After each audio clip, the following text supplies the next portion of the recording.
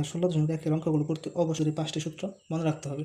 SSC পরীক্ষার্থীদের জন্য পরিমিতি একটি গুরুত্বপূর্ণ অধ্যায়। পরিমিতির 16.1 অঙ্কগুলো সমাধান করতে হলে তোমাকে ত্রিভুজের এই 5টি সূত্র সম্পর্কে জানতে হবে। এখানে একটি প্রশ্ন হলো, একটি ত্রিভুজের 3টি বাহুর দৈর্ঘ্য যথাক্রমে 7, 8, 9 সেন্টিমিটার হলে এর ক্ষেত্রফল নির্ণয় করো। তো এখানে ত্রিভুজের 3টি বাহুর দৈর্ঘ্য দেওয়া আছে।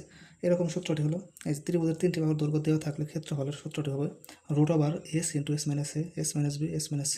ABC দ্বারা ত্রিভুজের বাহুর দৈর্ঘ্য বোঝানো হয়েছে। আর এস বলতে অর্ধপরিসীমা বোঝানো হয়েছে। অর্ধপরিসীমার সূত্রটি হলো 3টি বাহুর যোগফল ভাগ 2। অঙ্কটা আমি যেভাবে সমাধান করবো সম্পূর্ণ ভিডিওটি দেখো, আশা করি বুঝতে পারবে।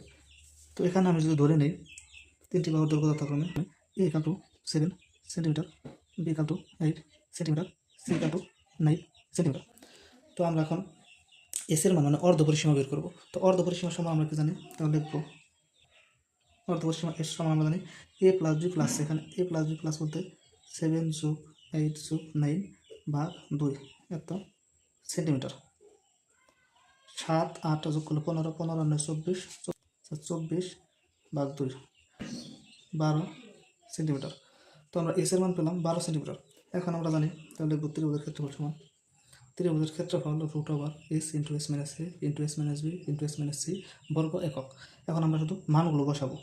তাহলে √s সমান পাইছি আমরা 12 × 12 - এর মান হলো 7 × 12 - b এর মান হলো 8 × 12 - c এর মান হলো 9 এত বর্গ সেন্টিমিটার। 12 গুণ 12 থেকে 7 গেলে 5 গুণ 4 গুণ 3, 12, 5, 4, 3 গুণ করলে হয় আমাদের 720। 720কে বর্গমূল করলে আমরা পাই 26.83 বর্গ সেন্টিমিটার। এটা হলো আমাদের উত্তর।